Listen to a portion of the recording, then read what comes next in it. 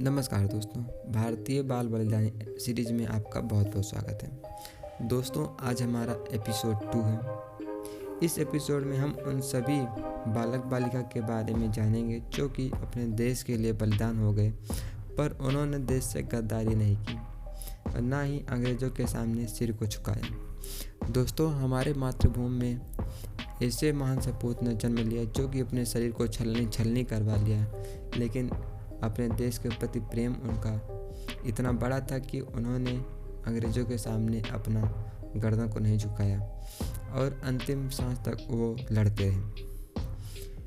बाल बलिदानी एपिसोड का दूसरे एपिसोड में आपका बहुत बहुत स्वागत है। आज इस एपिसोड में हम एक ऐसे बालक की बात करेंगे जो कि सिर्फ 13 वर्ष का था, वीर बालक बिशन सिंह कूका। जी हाँ दोस्तों, देश धर्म पर बलि हो जाना बचपन से जो सीख चुके, अत्याचार क्रूरता पशुता झेल गए पर नहीं झुके। हाँ दोस्तों, 1857 का स्वतंत्रता संग्राम सब देशभक्तों ने मिलकर लड़ा था। अंग्रेज इस क्रांति से तिलमिला उठे थे। उन्होंने भोले भाले भारतीयों को धर्म नष्ट करने की चाल चलना आरंभ किया। उन्हें मांसाहार की ओर आकर्षित करने हेतु पवित्र नगरों में मांस बिक्री की दुकानें सजने लगी। बूचड़ खाने खोले गए जिनमें गाय का मांस भी खुलेआम बिकता था। उस समय पंजाब की जनता में गुरु राम सिंह जी का बहुत प्रभाव था। उनके अनुयायी नामधारी कहलाते। नाम दीक्षा पाकर वे भगवान का नाम रटने की सरलता एवं साधन रहित साधना में रम जाते। उनके अनुयायी जब प्रेम से गुरु रूप ईश्वर को पुकारते तो उनके कंठों में वाहिगुरु का नाम कूक जैसा मधुर स्वर गूंज उठता।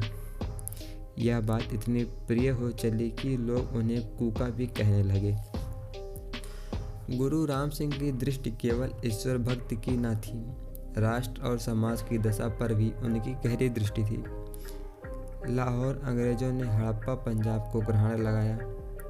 अमृतसर जैसा पावन नगर गौमांस की मंडी बनता जा रहा था। उनकी भगवत भक्ति में से भारत मुक्ति की चिंगारियां निकलने लगी। देश बचा तो धर्म बचेगा। स्वतंत्रता प्रथम आराधना, स्वतंत्रता परम साधना। विदेशी वस्तुओं का प्रयोग बंद करो तो विदेशी भागने पर विवश होंगे। स्वदेशी अपनाओ तो अपने लोग मजबूत होंगे आदि। 1863 तक यह कूका आंदोलन अंग्रेजों की चिंता का बड़ा कारण बन गया। गुप्तचरों के जाल बिछे, दमन की रणनीति अपनाई गई। गुरु राम सिंह जी उनके निवास स्थान भैणी में ही रोक दिए गए। आग में घी तब पड़ा जब पवित्र दरबार साहिब के सामने ही गायें काटने के लिए कसाई घर खोलने की तैयारी कर ली गई, परंतु अंग्रेजों की कल्पना के परे दो नामधारी कूके गए और कसाईयों को मारकर गौ माता को मुक्त करवा ली। गुरुजी चाहते थे कि क्रांति पूरी योजना बनाकर हो, पर अंग्रेजों की कुचालों से लोग बहुत उत्तेजित थे। 13 जनवरी 1872 को भैणी में माघ मेला चल रहा था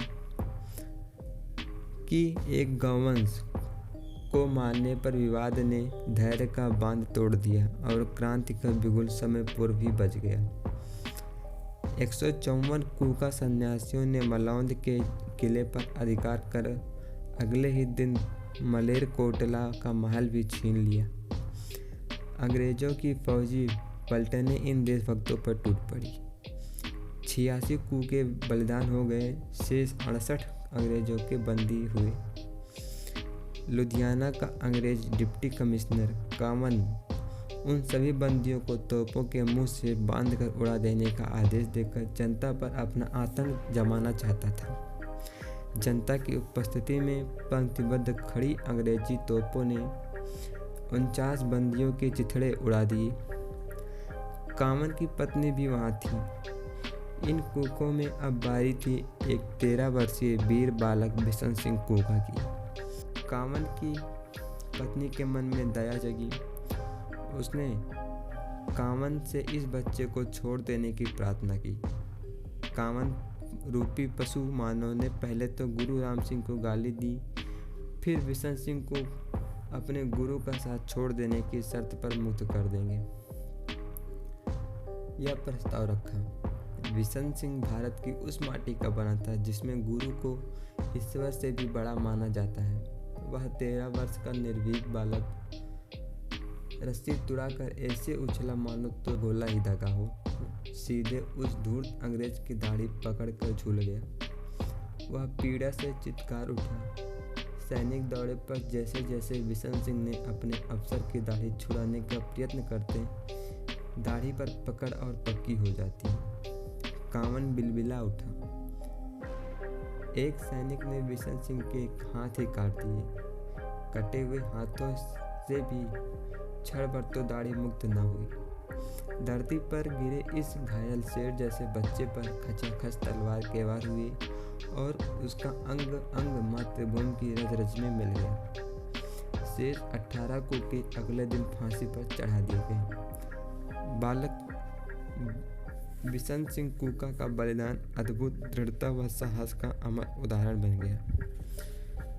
दोस्तों, हमारे देश में वैसे महासपूत हुए हैं जो कि देश के लिए जान को न्यौछावर कर देंगे, पर वो अपने देश से कभी गद्दारी नहीं करते हैं। तो इसीलिए दोस्तों, आज जो हमारे समय में चल रहा है, धर्म को लेकर बहुत विवाद हो रहा है, तो हम ये कहेंगे पहले आप देश देखिए, फिर आप धर्म के बारे में सोचिए, क्योंकि हम सभी सनातनी हैं और हमारा काम यही है कि अपने देश की रक्षा करें, अपनी मातृभूमि की रक्षा करें। अगर आपको यह वीडियो और इस कहानी से अगर आपको कुछ भी सीख मिली हो तो आप चैनल को सब्सक्राइब, वीडियो को लाइक करें, ताकि हम आपके सामने ऐसे नए नए वीडियो ला सकें। धन्यवाद दोस्तों।